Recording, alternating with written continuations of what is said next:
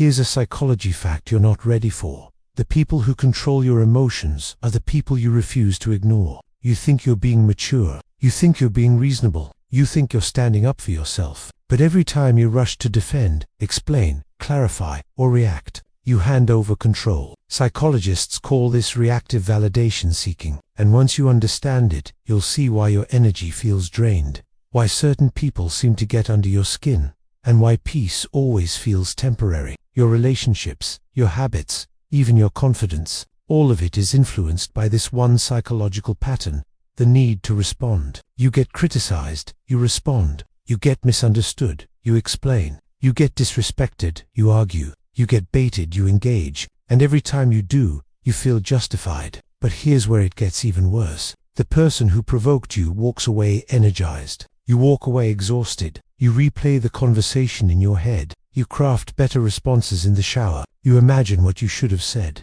You feel tension in your chest. They moved on. Here's the painful part. People don't feel powerful when they defeat you. They feel powerful when they move you. If they can shift your mood with a sentence, they control you. And most of us have been leaking power for years, while calling it maturity. You called it being nice. You called it keeping the peace. You called it being the bigger person. But you were over-explaining to people committed to misunderstanding you. You were defending yourself to people who already decided who you are. You were staying in conversations that made you smaller. And the price wasn't money. It was attention, time, nervous system, energy, self-respect. But here's the part nobody wants to admit. You're not reacting because you're strong. You're reacting because your brain is addicted to closure. Your brain hates open loops. It hates unanswered tension. It wants the last word. It wants resolution. It wants certainty. So when someone throws a jab, ignores you, misjudges you, or questions you, your nervous system lights up. This needs fixing.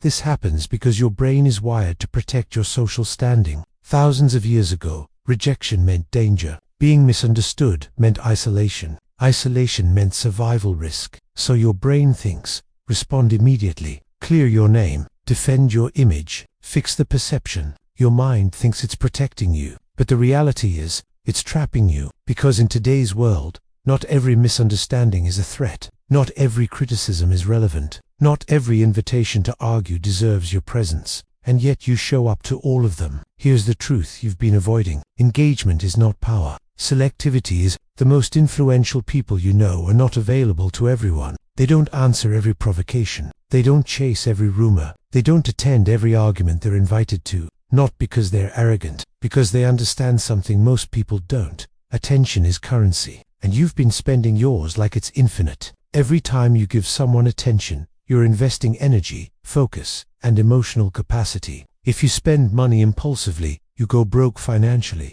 If you spend attention impulsively, you go broke mentally. You wake up tired, scattered, resentful, unsure why you feel behind. Because you donated pieces of your day to people who didn't deserve them. A stranger leaves a rude comment. You write a paragraph. A coworker throws subtle shade. You replay it for hours. A friend stirs drama. You try to clear the air. What's the return on that investment? Adrenaline, stress, mental noise. Meanwhile, the person who provoked you feels significant because they moved you. If you want to break this cycle, start with one question. Is this worth my attention? Not, am I right? Not, will I win this? Not, should I defend myself? Just, is this worth my attention? Most of the time, the honest answer is no. And this is where silence becomes powerful. People confuse silence with weakness. They think if they don't respond, they lose. But silence is not surrender. Silence is refusal. When someone attacks you with words and you respond with more words, you step into their arena. You play their game. You validate their importance. Even if your response is sharp, clever, and devastating, you still confirmed that they mattered enough to stop your day. Silence denies that validation. Silence says, you are not worth my energy. And that uncertainty is uncomfortable. Did you see the message? Did you ignore it on purpose? Are you busy? Are you unbothered? Uncertainty creates psychological tension. And here's what most people don't realize. When you speak, you give material. Every explanation reveals insecurity. Every emotional sentence exposes a trigger. Every defensive paragraph gives someone a handle to grab later. Silence gives them nothing. No handles, no leverage, no cracks. If that hit you, good. It means you needed it. Because most people are emotional hostages. One insult ruins their day. One vague comment triggers an hour of overthinking. One ignored text spirals into insecurity. That's not sensitivity. That's predictability. And predictability makes you easy to manipulate. If someone knows exactly what will trigger you, they have a remote control to your nervous system. Push a button, you react. Push another, you explain. Push another, you explode. Power begins when that remote stops working. And this next part explains why your life hasn't changed yet. You think strength means confrontation, but real strength often looks like strategic withdrawal. Not dramatic disappearing, not ghosting everyone, not isolation. Strategic withdrawal means you choose your level of access. You don't give everyone the same version of you. You don't hand out unlimited availability. You don't respond instantly to every demand. Scarcity creates value, not because you are playing games, because what's always available becomes invisible. If you drop everything for everyone, you become the backup plan. If you answer every message instantly, you become the dumping ground. If you're always reachable, you're never respected. Strategic withdrawal flips that dynamic. You stay kind, but you become selective. You respond when you choose. You engage when it aligns. You leave when it doesn't. And people start adjusting, because they can't control what they can't predict. Now, let's go deeper. There are 3 categories of people who quietly drain your power. First, active and not competitors, not critics, the ones who smile at you and gossip behind you, the ones who subtly sabotage, the ones who provoke you in public to see if you crack. Your instinct is to expose them, defend yourself, correct the narrative, but constant engagement gives them a stage. Silence and steady progress remove their oxygen. Second, compulsive critics. These people don't build anything. They comment on everything. Their identity is wrapped in judgment. When you argue with them, you give them purpose. When you ignore them, their commentary echoes into emptiness. Third, emotional dependence disguised as friends. They always have a crisis, always need advice, always need rescuing, and you help because you're kind. But notice something.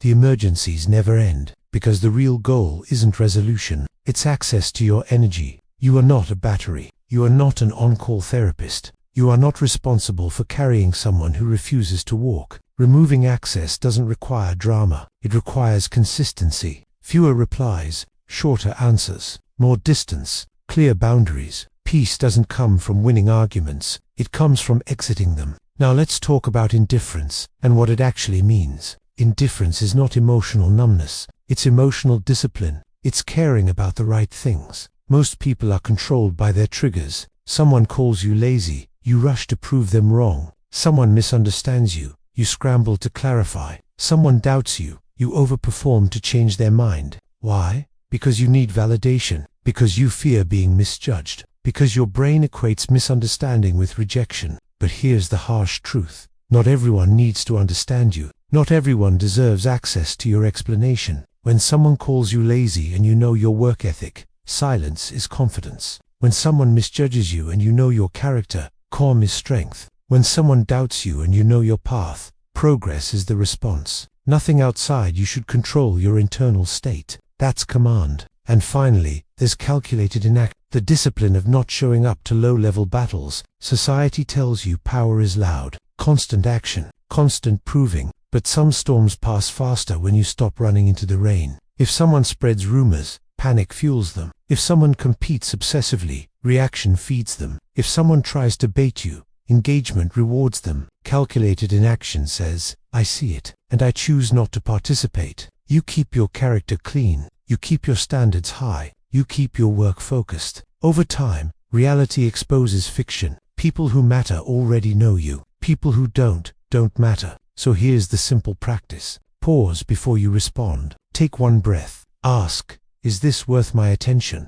If the answer is no, your response is silence, distance, or a short neutral acknowledgement. No extra explanation, no emotional performance, no bargaining. If the answer is yes, speak clearly, then exit. No dragging it out, no defending your dignity. Just clarity and closure. Your life is not a debate club. Your nervous system is not public property. Choose the rooms you enter. Choose the conversations you continue. Choose the people who earn closeness. Everything else gets distance. From this moment forward, move differently. Protect your attention. Use silence intentionally. Withdraw strategically. Remove access from drains. Wear indifference like armor. Win through calculated inaction. You don't have to shout to be powerful. You just have to stop reacting. Because the moment people realize they can't move you, they stop trying. And the moment you realize you don't owe everyone a response, you become untouchable.